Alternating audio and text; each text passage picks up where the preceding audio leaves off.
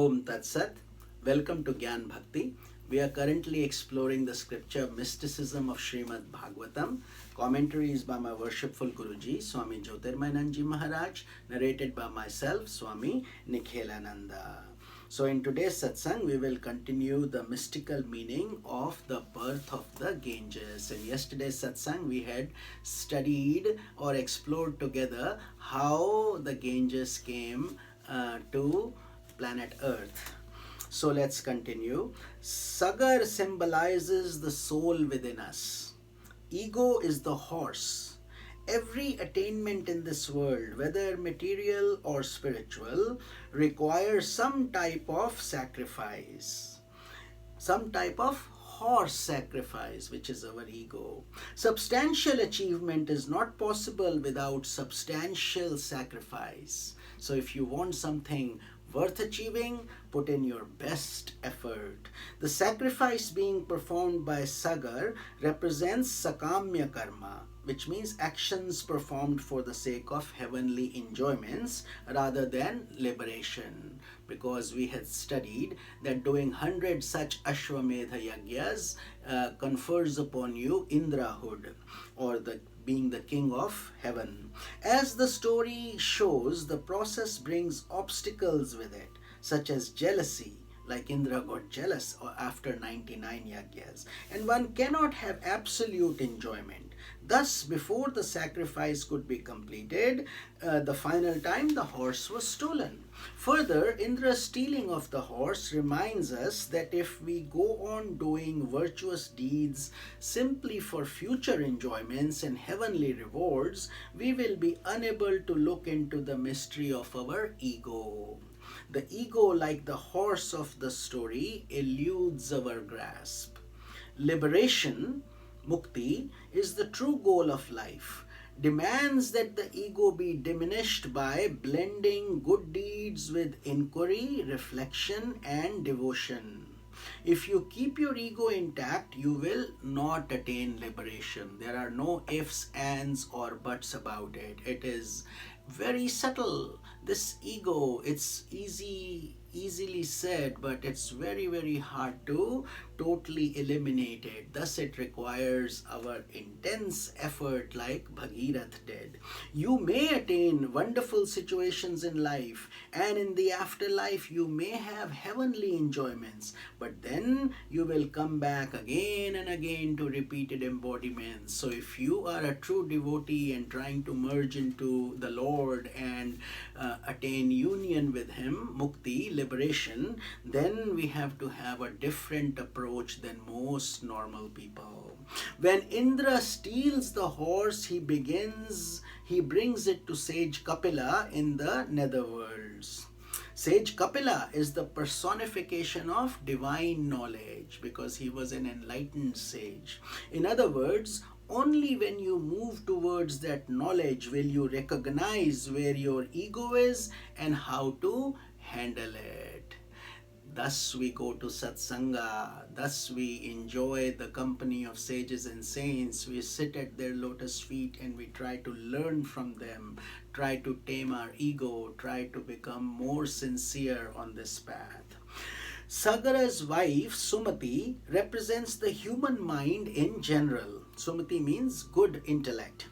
The soul operating through that mind brings about countless thought waves or vrittis representing the 60,000 sons of Sagar, King Sagara. So they mean these are the thought waves, therefore 60,000. All these is a mystical number, kind of just to explain that the thoughts are endless. All these sons, thought waves, are trying to find the horse, the ego, by digging into the earth, the unconscious, the place deep within the heart where Kapila resides. Therefore, we have to go deep in our unconscious to evolve spiritually, to go deeper and deeper. Upon encountering the divine insight symbolized by Kapila's vision, those thought waves of the mind all our desires and fancies become reduced to ashes or subtle impressions. And that's what the meaning is when sage Kapila looked at those suns with his fiery eyes. However, those impressions stay in our unconscious in a cramped and dormant state, which can cause lots of problems until they are completely sublimated. Thus, we need holy Ganga to come down and wash those subtle impressions. Unless they become pure, they will constantly create issues. The project of our life then is to allow the stream of intuitional knowledge, the Ganga river, to invade the unconscious. If it were to do so, then the ashes of our thought waves, the subtle impressions of our thoughts and desires, would become released or sublimated. All the desires that have been cramped within the unconscious would be fulfilled at once. This is the state of enlightenment, mukti, liberation, self-realization, God realization, nirvana. There are so many names. Each person, each religion has their own term, but it all means the same thing: connecting with God, uniting with Him. That is bringing the Ganges into your heart and mind, bringing the purity of the Ganga. That is the descent of the Ganga, and it is such a holy, beautiful river, and it is wonderful to see now, even currently in India, in Bharat, the Holy Land, Ganga is now being purified. It was immensely polluted in the past, and a big effort is going on now to clean up the Ganga river and make it available, that holy water.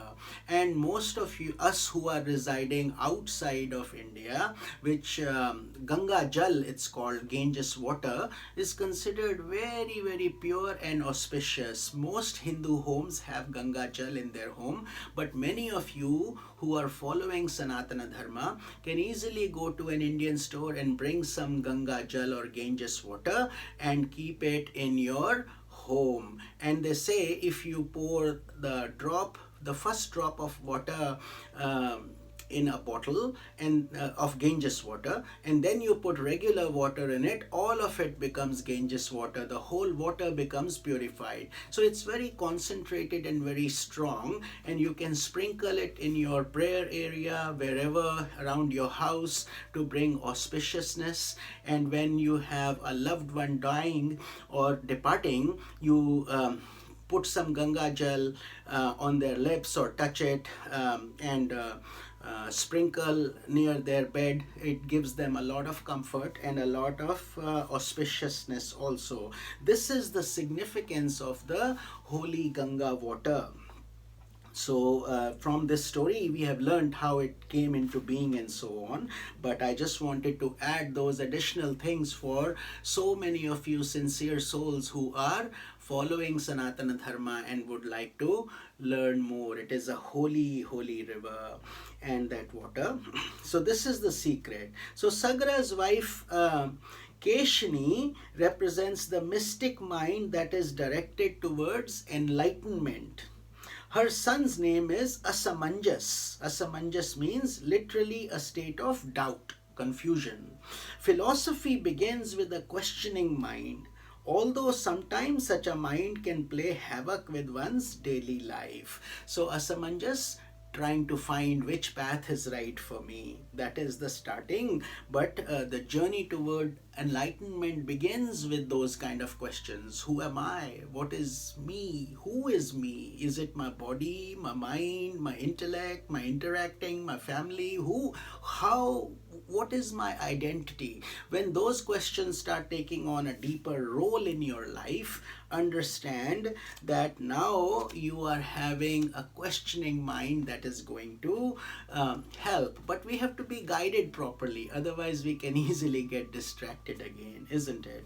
According to legend, this son of Sagar, or his name is Asamanjas. So according to that, he behaved like a bully Once, while playing with the boys of the city, a Samanjas threw them down from the treetops and many drowned. When the king heard this, he was extremely angry and he banished Asamanjas from the kingdom.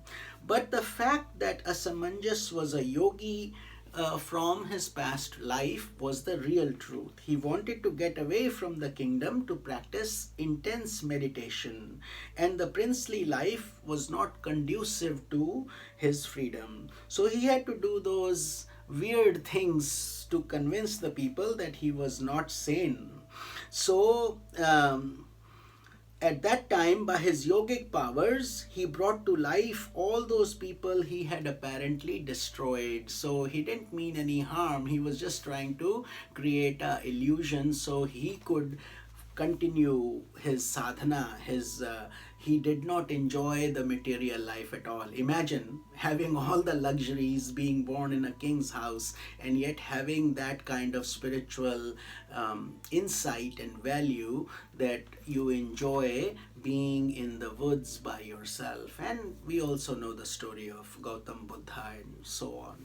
There have been personalities who have been able to transcend all this material world, so to speak. Mystically, what is implied is that the questioning mind may act like a bully because so many thoughts and desires surge within the mind. As a result, we will not find peace. But that's okay. That's part of that initial stage for us to shake ourselves up. This stage has to give way, however, to another more advanced stage, the stage of concentration.